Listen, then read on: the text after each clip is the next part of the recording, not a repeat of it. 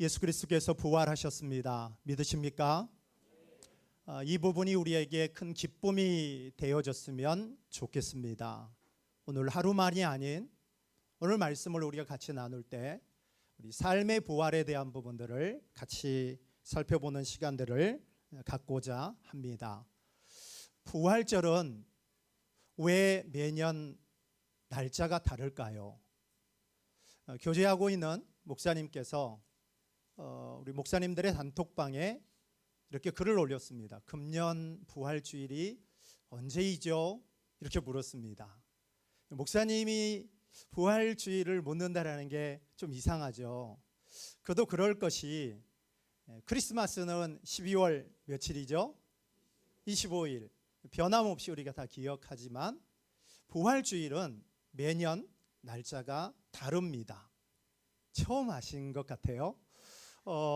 작년에는 12월이 아니라 3월 31일이었고 금년은 4월 20일이죠.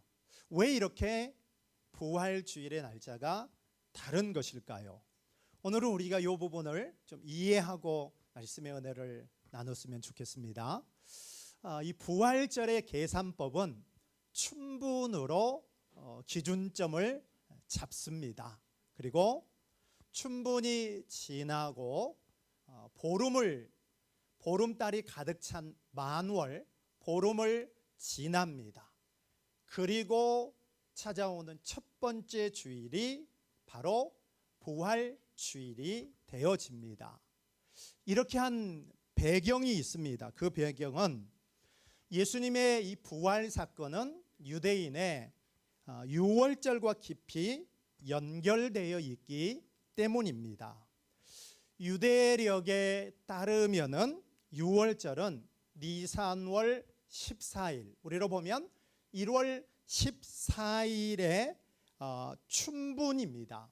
춘분 이후 첫 보름달 무렵에 시작이 됩니다. 그리고 예수님께서 이 유월절 무렵에 6월절 즈음에 십자가에서 달리셨고 그리고 그 주간에 첫날 부활하셨기 때문에 이 전통을 따라서 부활절을 지키고 있는 것입니다. 초대교회 시대 가운데 어떤 혼란이 있었습니다. 그 혼란은 무엇이냐면 어느 지역에서는 이날을 부활주일로 지키고 또 다른 지역에서는 전날로 부활절을 지키는 이런 혼란함이 있다 보니까 325년 니케아 공회를 통하여서 교회가 이 부분을 일치시킵니다. 그래서 기준이 아까 말씀드렸죠? 뭐라고요? 춘분입니다. 금년은 3월 21일이었던데 춘분을 기점으로 하고 무엇이 지나야 합니까? 만월, 보름이 지나야 합니다. 그리고 다가오는 첫 번째 주일이 부활주일이 되어집니다. 그래서 모든 교회들이 이렇게 부활주일을 지키고 있는 것입니다. 우리 교회는 교육적인 부분으로 부활주일에 계란을 먹지 않습니다. 이거는 부활주일과 전혀 상관이 없는데 마치 교회가 이것이 부활주일하면 가장 먼저 떠오르는 그런 상징적인 부분이 어떤 본질 자체가 되어지는 것 같아서 우리 교회는 계란 먹는 부분들을 진행하지 않고 있습니다. 그래서 부활절 계산법이라도 우리 좀 잘 기억해 주시면 좋을 것 같습니다. 우리가 이사야서 말씀 나누다가 오늘은 마가복음 우리가 이 16장을 만나고 있습니다. 안식구 첫날 우리 주 예수 그리스도는 부활하셨습니다. 그리고 여인들은 이 부활하신 주님을 믿지 못한 상황 속에서 예수님의 시신에 향품을 바르기 위하여서 새벽 일찍이 무덤을 찾았습니다. 그런데 여인들에게는 한 가지 걱정이 있었죠. 이 유대 사회에서는 동굴 같은 곳에 시신을 매장을 하고 입구를 커다란 돌멩이로 이렇게 막았습니다.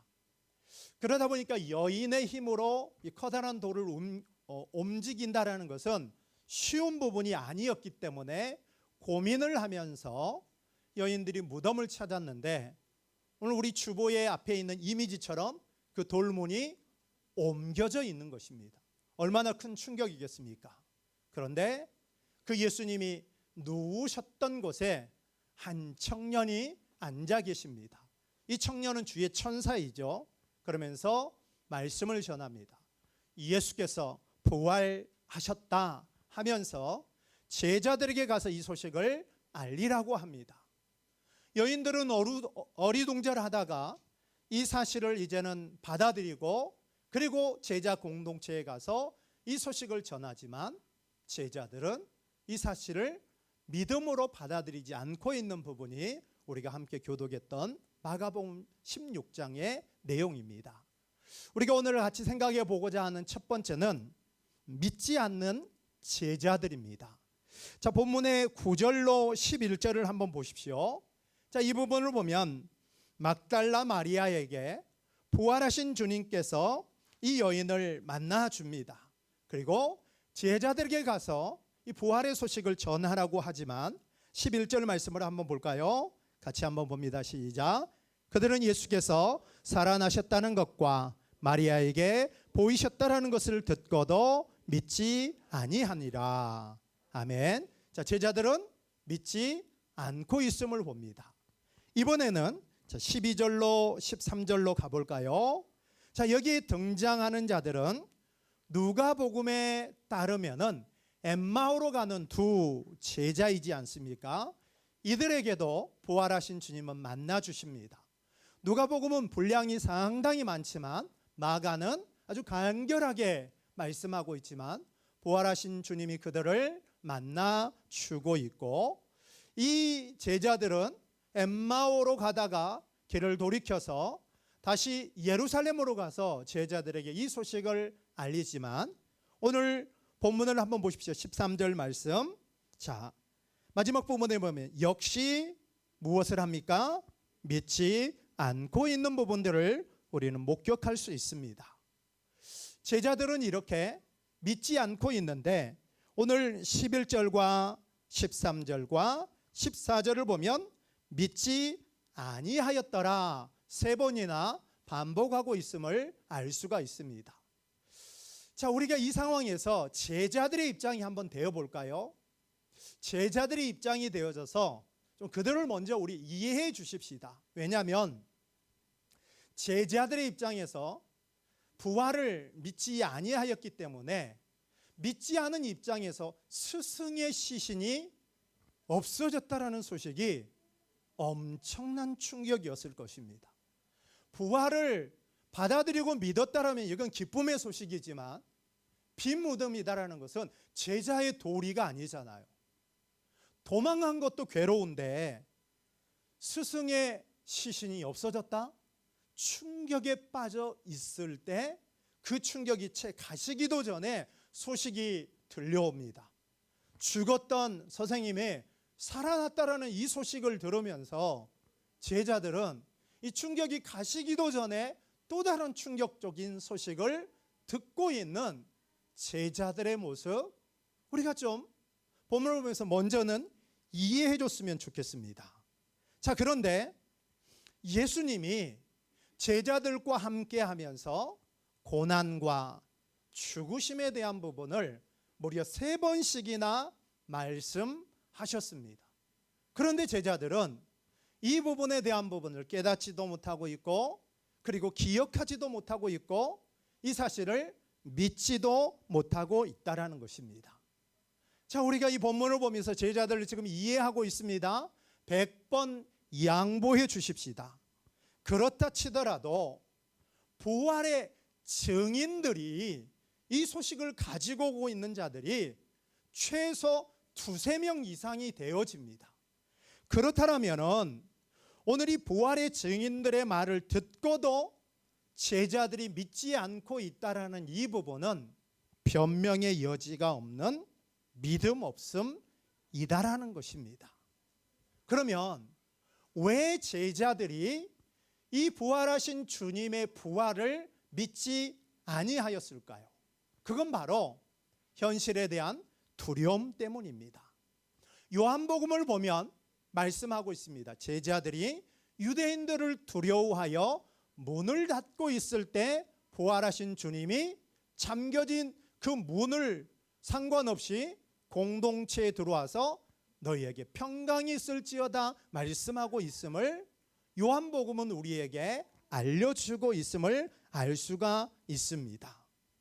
이 두려움 때문에 문을 걸어 둘 수밖에 없는 그 현실의 두려움이 제자들에게 있었던 거죠. 마치 깜깜한 밤에 우리가 밖에 나갔는데 너무 어두워서 발걸음을 한 걸음도 내디딜 수 없는 것처럼 이 두려움이 제자들을 삼켜버렸기 때문에 현실이란 이 상황에 제자들이 삼킴을 당하여서 부활을 믿지 못하고 있다라는 것입니다. 이 지금이라는 상황, 사망 권세를 이기시고 부활하신 주님이라는 이 현재 상황을 받아들인다면 얼마나 좋겠습니까? 그런데 그 현실이 아닌 두려움과 이 현실을 더 크게 본 결과 믿지 아니하였고 믿음 없음이 되어버리고 말았다라는 것입니다. 이런 부분은 사두개인들의 의식들과 일치하다라는 것을 알 수 있습니다. 우리 복음서를 보면 사두개인이 나오죠. 그런데 사두개인이 어떤 자들인지 잘 모르죠. 사두개인은 누구이냐면요, 다윗 시대의 제사장 사독의 후손들이 자신들이라고 그들은 믿었습니다. 그러면서 종교와 정치 가운데 기득권을 가지고 있었던 자들이 사두개인들입니다. 이들의 문제는 무엇이냐면 영과 천사와 부활을 믿지 아니하였습니다. 부활을 믿지 않고 영과 천사를 믿지 아니하니까 무엇만을 중요하게 여길 수밖에 없습니까? 오늘이라는, 지금이다라는 요 상황, 이 땅의 삶에만 관심이 있는 현실주의자들이 바로 이 사두개인들이었다라는 것입니다. 그런데 제자들은 예수님을 3년 동안 따랐는데 부활하신 주님이 지금 살아계신 그 상황을 믿음으로 받아들이면 기쁨이 되는데, 그게 아닌 무덤이 비어있는 예수님의 시신을 누군가가 훔쳐갔다라는 이 괴로움 속에, 현실의 상황 속에 두려움의 현실이라는 이 부분을 받아들이면서 그들은 지금 믿음 없음의 모습을 보이고 있는 상황이다라는 것입니다. 오늘 이런 현실주의의 이 가치관은 어찌 보면 우리가 살아가는 이 시대 우리의 모습과 별반 다름이 없다라는 것입니다. 우리 시대도 얼마나 현실을 중요하게 여깁니까? 그래서 부활을 과학으로 접근을 합니다. 과학으로 접근을 하다 보니까 이 부활이 증명되어지지 않기 때문에 이 부활을 믿음으로 사람들은 받아들이지 않는다라는 것입니다. 뿐만 아닙니다. 오늘이 중요하고 지금이 중요하다고 하면서 부활에 대한 부분, 죽음 이후에 대한 부분을 사람들은 믿지 않기 때문에 지금에만, 현실이라는 이 부분만 강조하면서 현실주의의 가치관으로 세상을 바라보고 눈에 보이는 것만, 그리고 경험되어지는 부분만 받아들이는 것이 바로 우리 시대의 특징들이다라는 것입니다. 그러다 보니까 예수 그리스도의 부활을 믿지 않고 있고 못하고 있다라는 것입니다. 그러나 중요한 것은 사람들이, 지금 제자들과 우리 시대의 수많은 사람들이 예수님이 부활하는 이 사실을 받아들이든지 받아들이지 않든지 중요한 것은 무엇이냐면 부활은 실제였다라는 것입니다. 그리고 역사적인 사건이었다라는 것입니다. 그리고 부활의 증인들이 너무 많았다라는 것입니다. 오늘 본문을 보면 제자들과 여인들밖에 없지만 고린도전서 15장을 보면 500여 사람들에게 500여 형제들에게 예수님은 보이셨다라고 말씀합니다. 그러나 부활의 가장 확실한 증거와 증인은 예수님의 빈 무덤입니다. 할렐루야. 뿐만 아니라 예수님은 죽으셨다가 사흘 만에 다시 죽음의 권세를 이기신, 그리고 살아나신 예수 그리스도 그 자체가 바로 부활의 가장 큰 증거이다라는 것입니다. 부활은 결코 꾸며낸 이야기가 아닙니다. 신화가 아닙니다. 실제이고 역사적인 사건이다라는 것입니다. 그런데 문제는 무엇입니까? 지금 제자들이, 예수님은 이미 부활하셨음에도 불구하고 제자들이 이 믿음을 보이지 않고 있다라는 것입니다. 그러면 어떻게 해야 합니까? 그래서 부활하신 주님께서 믿지 못하는 제자들에게 오늘 친히 찾아와 주셔야 된다는 것입니다. 그래서 오늘 설교의 제목이 무엇이죠? 다 같이 한번 해볼까요? 시작. 믿지 못하는 자들을 위한 부활. 자, 사람들이 믿든지 안 믿든지 예수님은 부활했습니다. 그러나 중요한 것은 제자들이 이 사실을 믿지 못하니까 이 문제를 해결하기 위해서 예수님이 어떻게 해야 됩니까? 그들을 찾아오셔야 합니다. 두 번째, 우리 생각해 보고자 하는 것은 믿지 못하는 자들을 위해서 부활하신 주님이 찾아오신다라는 것입니다. 자, 우리 14절을 한번 봅니다. 14절 시작. 그 후에 11 제자가 음식 먹을 때에 그들의 믿음 없는 것과 마음이 완악한 것을 꾸짖으시니 이는 자기가 살아난 것을 본 자들의 말을 믿지 아니함일러라. 아멘. 자, 본문을 보십시다. 부활하신 주님이 찾아오셨는데 요한복음은 이렇게 우리에게 소개해 주고 있죠.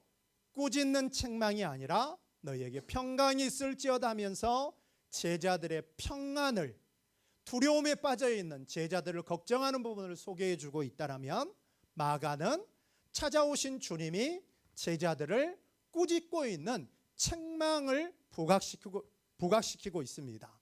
자, 그러면 예수님이 지금 꾸짖고 있는 그 꾸짖음은 본문을 한번 볼까요? 첫 번째, 무엇 때문에 꾸짖고 있습니까? 무엇이 없습니까? 믿음이 없는 것. 또 하나는 무엇입니까? 마음이 완악함 때문에 꾸짖고 있습니다. 그것뿐만이 아니죠. 세 번째는 무엇입니까? 증인들이 보았던 것, 그리고 그 보았던 것을 증거하는 말을 믿지 않고 있는 이 부분을 예수님은 지금 꾸짖고 있다는 것입니다. 그러나 중요한 것은 무엇이냐면, 부활하신 주님이 제자들에게 오신 것은 믿지 못하는 자들을 위한 이 부활을 제자들에게 보이고 알리시기 위하여서 친히 찾아와 주고 계신다라는 것입니다. 책망이 목적이 아니라 믿음을 갖도록 하기 위하여서 찾아오신다라는 것입니다. 사랑하는 여러분, 우리 가운데 은혜가 되어지는 것은 뭡니까? 찬양할 때 예전에는 멜로디로만 그냥 했는데 그 가사가 우리 가운데 너무 다가와요. 그런 게 무엇이죠? 찾아와 주시는 것이죠. 내 삶에 힘겹고 어려움이 있는데, 너무 괴로운데 깨닫게 되어지는 그 부분이 있게 되어질 때, 그게 바로 무엇이냐면 부활하신 주님이 우리를 찾아오시는 것이다라는 것입니다. 부활하신 주님은 제자들만 찾아오시지 않았습니다. 시간이 여러 날 흘러서 사도 바울을 찾아왔던 장면을 우리 한번 생각해 보십시다. 사도행전 9장을 보면 이 사울은 유대교에 충성을 하였죠. 그래서 예수 믿는 자들을 잡아 박해하고 감옥에 가둡니다.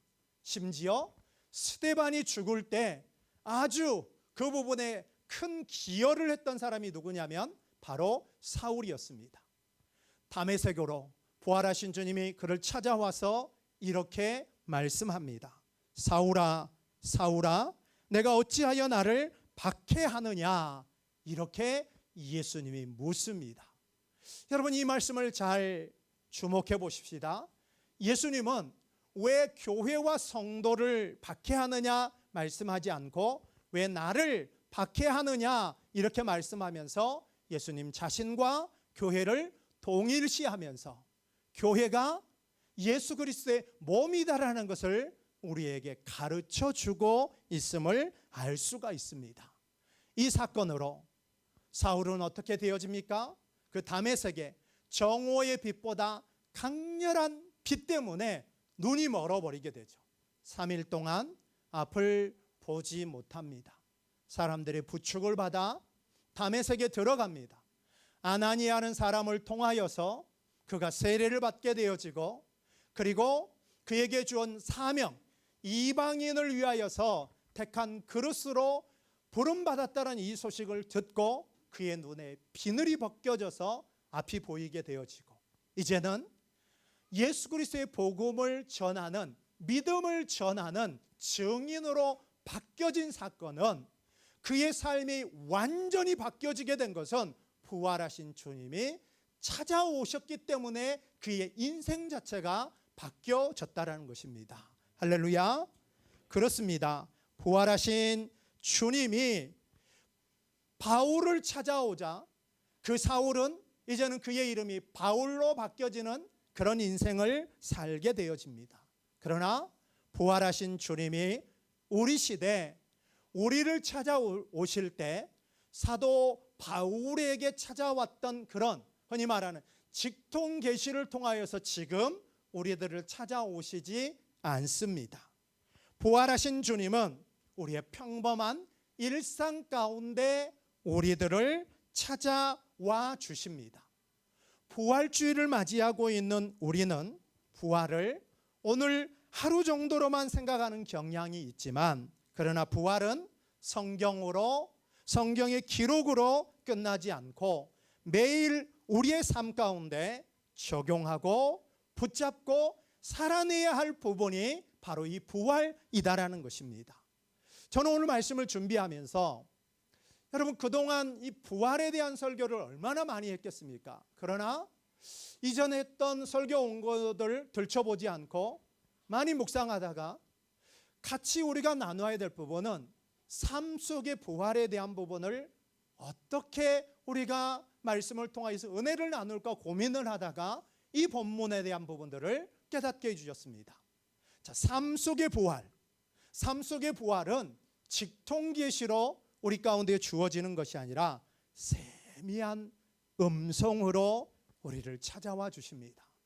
말씀을 통한 깨달음으로 우리를 찾아와 주신다라는 것입니다.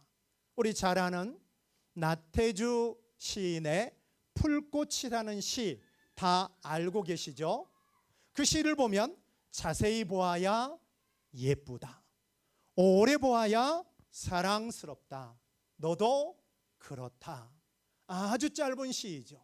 이 시를 우리 말씀에 한번 적용해 보십시다. 우리가 성경을 자세히 보아야, 그리고 오래 보아야 이 진리를 깨달을 수 있다라는 것입니다. 우리가 자세히 보고 오래 볼 때 성령 하나님은 이 부분에 전문가이십니다. 그래서 그 사실이 우리 가운데 믿어지고 깨달아지게 해주시고 보이게 해주시는 그 일을 누가 하신다라고요? 성령께서 행하신다라는 것입니다. 오늘 우리가 2025년 부활주의를 맞이하고 있는 이 날, 오늘 저와 여러분과 우리 한국교회와 이 땅에 있는 모든 교회들이 회복해야 될 한 가지가 있습니다. 그게 바로 무엇이냐면 오직 성경으로입니다. 우리 교회는 말씀 건축이란 비전으로 움직이고 있음에도 불구하고 제가 최근에 보니까 이 말씀을 읽고 우리가 움직이는 이 부분이 심각하게 우리 가운데 매너리즘에 빠져 있는 부분들을 볼 수 있습니다. 리더들이고 앞에 서신 분들, 우리 이 부분들을 한번 돌아보시면서 이 부활절에 이 부분이 지금 무뎌져 있고 이 부분이 지금 우리 가운데 진행되지 않고 있다라면 다시 한번 이 부분이 회복되어졌으면 좋겠습니다. 자세히 보고 그리고 오래 볼 때 그 안에 우리를 향한 하나님의 응답이, 우리에게 주어지는 그 말씀이 세밀한 음성처럼 희미함 속에서 우리 가운데 주어진다라는 이 사실을 우리가 잊지 않아야 한다라는 것입니다. 바라기는 내 삶으로 찾아와 주시는 그 부활의 주님을 우리가 경험하고 만날 수 있는 그런 은혜가 우리 가운데 있었으면 좋겠습니다. 그래서 믿음 없음이 아니라 믿음이 있게 되어지는 그런 우리들이 되어졌으면 좋겠습니다. 부활하신 주님은 왜 제자들을 찾아오고 있다고요? 믿음이 회복되어지기 위하여서, 또한 보내시기 위하여서 부활하신 주님은 찾아오십니다. 자, 14절을 보면 우리가 보았던 말씀을 보니까 부활하신 주님은 제자들을 꾸짖었습니다. 책망했습니다. 그러나 목적은 무엇이냐면 책망이 아니라 그들에게 부활을 알리시고 부활의 증인이 되도록, 자 15절부터 보십시오. 온 천하에 다니며 만민에게 복음을 뭐해라? 전파해라. 바로 예수님이 오신 이유는 무엇 때문입니까? 보내시기 위함이다라는 것입니다. 땅끝까지 이르는 증인, 부활의 증인이 되도록 찾아와 주시고 있다라는 것입니다. 그렇습니다. 믿음 없음의 답은 무엇이죠? 우리에게 있는 것이 아니라 찾아와 주시는 예수 그리스도에게 그 답이 있다라는 것입니다. 오늘 저와 여러분 가운데 믿어지지 않는 그 믿음이 우리 가운데 있거나 보여지지 않고 우리 가운데 은혜가 되어지지 않고 막힘이 있다라면 그 문제를 우리가 해결할 수 없고 부활하신 주님이 무엇하셔야 찾아와 주셔야 가능하다라는 것입니다. 그리고 그 부분이 있게 되어질 때 우리는 어떻게 되어지는 것입니까? 이 부분에 대한 사모함의 마음을 가지고 그 부분을 사모하게 되어질 때 하늘이 우리 가운데 임하게 되어지고 생명이 우리 가운데 임하게 되어짐으로 말미암아 하늘과 생명이 오늘 저와 여러분의 것이 되어질 것입니다. 그게 바로 무엇입니까? 부활이다라는 것입니다. 그러므로 말미암아 우리는 내 삶의 평범함이지만 그 삶 속에서 삶 속의 부활을 굳게 붙듦으로 말미암아 세상과 시련을 이겨낼 수 있는 그런 저와 여러분이 되어졌으면 좋겠습니다. 죽음을 이겼는데 무엇인들 못 이기겠습니까? 사랑하는 여러분, 우리가 어떻게 세상을 이길 수 있고 내가 겪고 있는 문제와 고난들을 이겨낼 수 있습니까? 그건 바로 부활의 결과를 깨닫는 것입니다. 부활의 결과는 무엇입니까?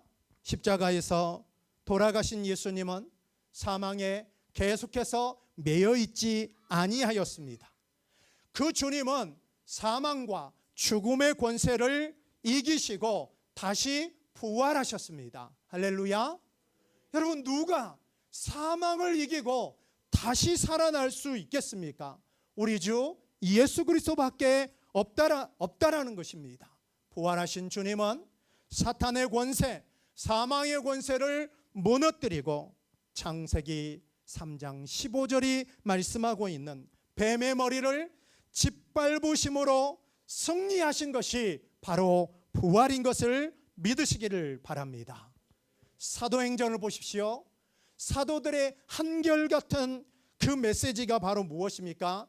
죽은 자의 부활에 대해서였습니다. 죽은 자의 소망, 이 부분을 말할 때 어떤 일들이 일어납니까? 수많은 사람들이 믿고 죽게 돌아오거나 아니면 소동이거나 부활을 말하자 나뉘게 되는 역사들이 있었던 부분들을 우리는 사도행전을 통하여서 너무나 잘 알 수 있다라는 것입니다. 부활을 삶 속에 늘 적용하고 증인인 오늘 저와 여러분이, 교회와 오늘 저와 여러분이 이 사명을 가지고 우리가 세상 가운데 나아가서 우리 주변 가운데 나아가서 감당해야 될 부분이 바로 무엇이냐면 이 부활을 제자들처럼 전하고 그리고 이 부분을 알리는 거, 이게 우리가 교회가 감당해야 될 부분이다라는 것입니다. 그러기 위해서는 우리가 먼저 실천해야 될 부분이 있습니다. 그게 바로 무엇이죠? 아까도 우리가 찬양했습니다. 우리의 자아를 죽여야 하는 것이죠. 내가 죽고 내 안에 예수 그리스도가 살아나도록 해야 되는 것이죠. 우리의 삶 속에서 실천하십시다. 무엇을요? 우리의 삶 가운데 관계들이 얽혀 있는 부분이 있을 수 있어요. 부모님과의 관계, 친구와의 관계, 회사 안에 혹은 학교 안에 이런 사람들과의 관계적인 부분이 얽혀 있을 때 우리 자신이 뭐 하는 거예요? 자존심 내려놓고 우리 자아를 죽이는 거예요. 그러면 그것이 바로 무엇입니까? 내가 죽고 그 안에 예수 그리스도가 살아나게 되어짐으로 말미암아 그 관계들이 회복이 되어진다라는 것입니다. 저는 여러분들에게 좀 미안한 말씀을 하고 있어요. 그건 바로 무엇이죠? 세상 가운데 사랑하는 사람들의 삶 가운데 내 자신이 뭐하자? 죽어야만 그 관계적인 부분들이 살아날 수 있다라는 것입니다. 이것이 바로 우리가 부활을 맞이하고 있는 이 부활절에 실천해야 될 부분이다라는 거 잊지 않았으면 좋겠습니다. 현실이라는 골리앗이 우리를 믿지 못하게 할 때 이 부활 소망으로 그 부분들을 무너뜨려야 한다는 것입니다. 예수님이 사망을 이겼는데 내 앞에 닥친 힘겨움 뭔들 못 이기겠습니까? 그렇기 때문에 우리 삶 가운데 부활을 확신하고 있어야만 이 힘겨움을 능히 이겨낼 수 있다는 것입니다. 또 하나는 부활을 소망해야 한다는 것입니다. 저는 부활주일이 되면 이 몸의 부활에 대한 부분들을 한 번도 빠지지 않고 설교했던 것 같습니다. 우리 그리스도인들은 죽어서 천국 가는 것이 목적이 아닙니다. 무슨 말이냐면 천국에는 영혼들만 있습니다. 그래서 천국을 최종 상태라고 말하지 않고 중간 상태라고 말하는 것입니다. 우리가 알고 있는 아브라함이든지 오늘 본문에서 보는 제자들이든지 지금 천국에서 몸으로 있습니까? 영혼으로 있습니까? 영혼으로 있죠. 아직 완전한 상태가 아닌 중간 상태이다라는 것입니다. 그러면 완전한 상태는 어떤 상태일까요? 당연히 예수님이 재림하시죠.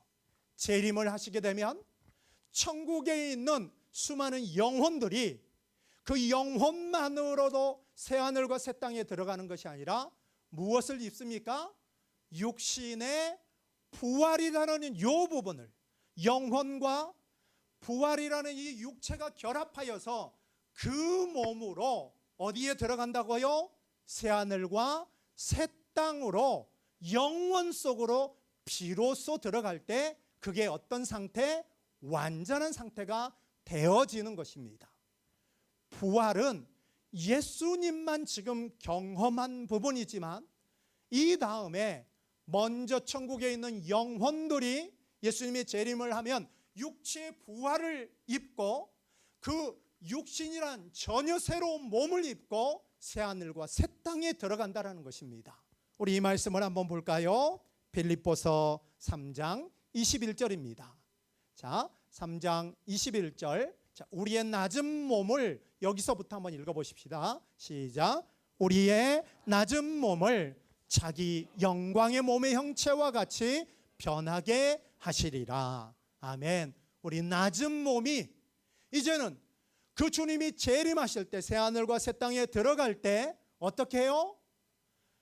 영광의 몸의 형체로서 영광스러운 이 부활을 경험하고 몸의 부활을 경험하고 어디로 들어간다? 새하늘과 새 땅으로 들어가는 것이 최종 목적이 되어지는 것이다라는 것을 성경이 말씀하고 있기 때문에 우리는 그 부분을 뭐 해야 돼요? 소망하면서 살아야 하는 거예요. 영원 속으로 들어가요. 죄를 가지고 근심과 염려를 가지고 피곤함을 가지고 새하늘과 새 땅에 들어가는 게 아니라 눈물도 없이 고통도 없이 시집가고 장가가는 이 부분도 없이 서로 비교하는 이 부분도 없이 영광스러운 몸을 입고 그 새하늘과 새 땅으로 누구나 다 그 새하늘과 새 땅으로 들어간다라는 것입니다. 물론 여기서 말하는 누구나는 예수 그리스도를 믿는 누구나이죠. 그러나 믿지 않는 자들은 그들도 부활을 경험해요. 부활을 경험해서 어디로 들어갑니까? 영원히 타는 불못으로 들어갑니다. 이 육신의 몸을 입고 말입니다. 부활은요, 예수님에게만 있는 한 번의 사건이 아니라 이 땅의 과거, 현재, 미래에 태어날 모든 사람들에게 있게 되어질 것이 바로 무엇이다고요? 부활이다라는 것입니다. 그렇기 때문에 우리가 그 부분을 소망하면서 이 땅을 살아가야 한다라는 것입니다. 오늘 말씀을 마치고자 합니다. 제자들이 부활을 믿지 못하자 부활하신 주님은 그들의 삶으로 찾아와 주셨습니다. 그래서 믿음 있는 자가 되게 하셨고, 그리고 그들을 뭐 하십니까? 증인으로 보내셨습니다. 그래서 제자들이 죽은 자의 부활을 전했던 증인처럼 상해 우리 교회가 이런 증인이 되는 그런 상해 우리 교회가 되어졌으면 좋겠습니다. 삶 속에 부활이라는 이 부분들을 우리 것으로 여기기 위하여서 늘 내가 죽고 내 안에 예수 그리스도가 사는 삶을 살아내는 우리가 되어졌으면 좋겠습니다. 부활을 소망하십시다. 이 땅에서의 승리는 부활을 소망하는 것입니다. 예수 그리스도의 그 생명이 사망을 삼켜버렸던 위대한 역사적인 사건을 기억하면서 오늘 내 삶의 시련들을 생명으로 삼킬 수 있는 그런 저와 여러분이 되어졌으면 좋겠습니다. 기도하겠습니다. 하나님, 부활의 이 기쁨이 우리 가운데 그대로 믿음으로 적용되어지게 하여 주셔서 우리 가운데 무엇보다도 믿음이 회복이 되어지고 말씀을 통한 깨달음들이 회복되어지는 그런 부활절이 되게 하여 주옵소서. 우리가 이제는 부활의 증인이 되어져서 교회의 사명으로 여기고 우리에게 주어진 이 부활이라는 이 부분을 세상 가운데 당당히 알리는 교회 되어지도록 우리 교회를 사용하여 주옵소서. 삶 속의 부활, 내가 죽고 내 안에 그리스도가 사는 것입니다. 우리가 이 땅을 살다 보면 관계적인 부분들이 참 꼬이고 얽히게 되어지는데, 그러할 때 우리 주님의 고난과 죽으심을 기억하면서 내 자아를 부인하며 내가 죽어지고 우리 주 예수 그리스도가 살게 되어짐으로 말미암아 우리가 이 부분을 실천하기 위하여서 우리 자신들이 죽고, 그러므로 말미암아 그 관계들이 원활하게 움직여갈 수 있는 부분으로 실천할 수 있는 부분들을 허락하여 주옵소서. 이 땅을 살아가되 부활 소망을 바라보아야 길을 잃지 않습니다. 시련, 어려움이 있습니까? 우리 주님이 사망을 이기셨는데 우리가 무엇인들 못 이기겠습니까? 그 부활 신앙을 소망하며 살아가는 그런 우리 모두가 되게 하여 주옵소서. 예수님의 이름으로 기도합니다. 아멘.